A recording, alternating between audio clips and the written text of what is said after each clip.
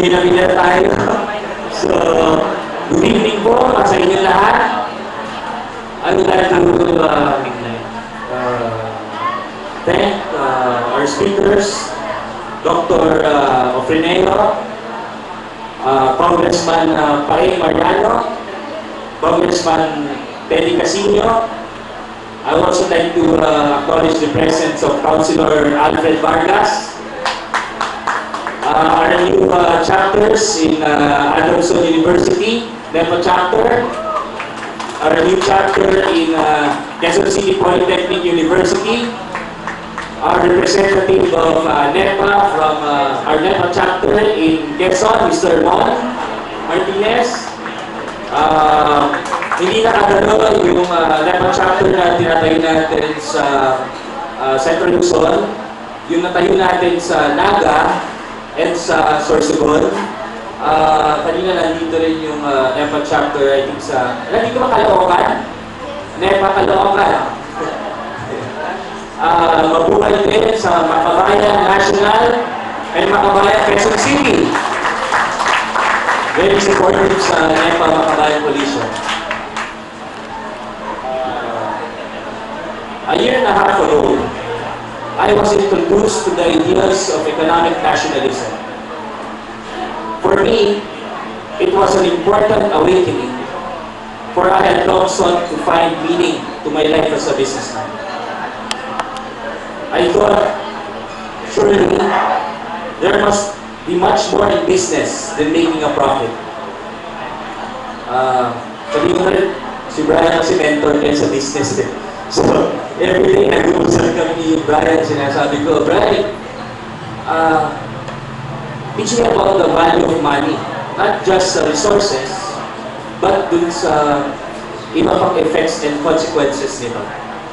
After seeing other organizations, business organizations like Rotary and JCs, the only business or economic organization I was at home with is NEPA.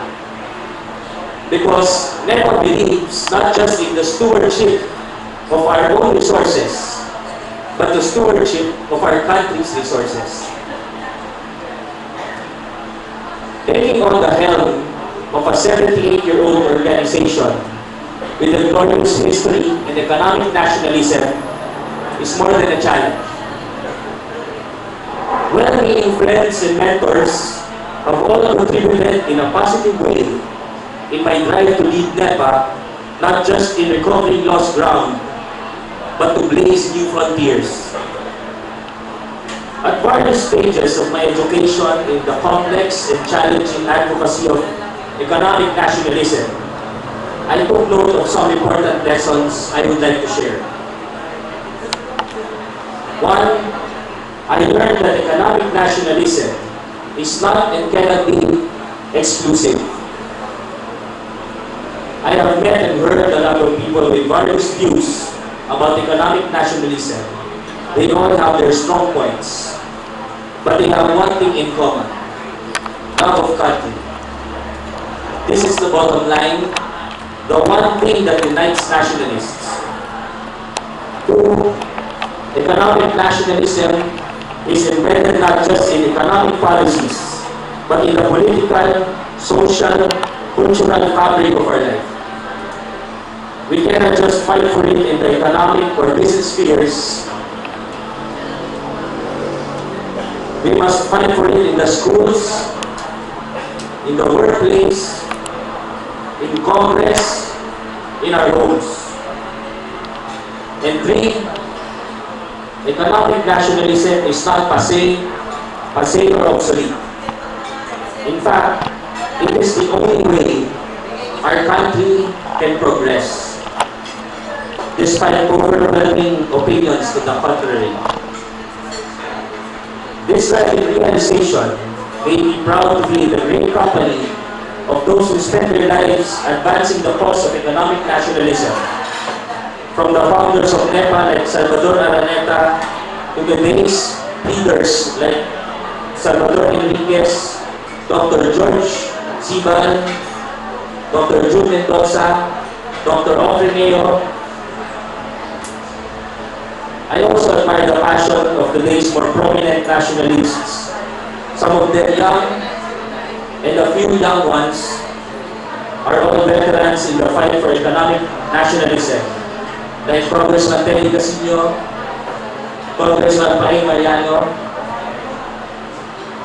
But if the lessons I learned are worth anything, I also admire the country's entrepreneur, big and small, in their effort to make for this country an industry, a factory, a store, in short, business that is for the Filipinos and by the Filipinos.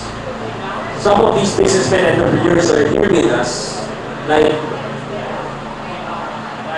my good friend Brian Lu, Patrick Tan, Dr. Ed Clemente, Chairman of Makabayan, Quezon City, Mr.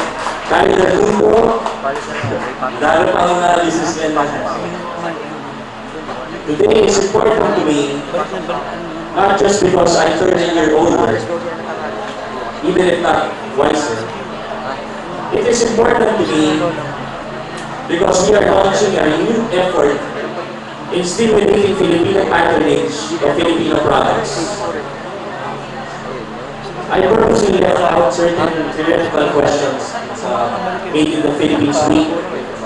Good, there will be time to answer. But what is of paramount importance is to continue the effort NEPA had long ago started. National industrialization, tangkilikan, and economic sovereignty. Today, a lot of business groups have similar effort, and I love them. But the effort is one thing, not because their campaign is weak, but because opponents of economic nationalism are incredibly strong and well-financed. I believe that we all should chip in this effort. NEPA had long started the tangkilikan principle or strengthening our domestic capital. And we should renew and strengthen this effort. But this is but a small step in the big fight for economic nationalism. But it is a necessary step that we all have to make. And so, mga kaibigan, mabuhay kayong lahat, mabuhay ang Pilipinas, kakilingin po natin ang gawang Pinoy. Thank you.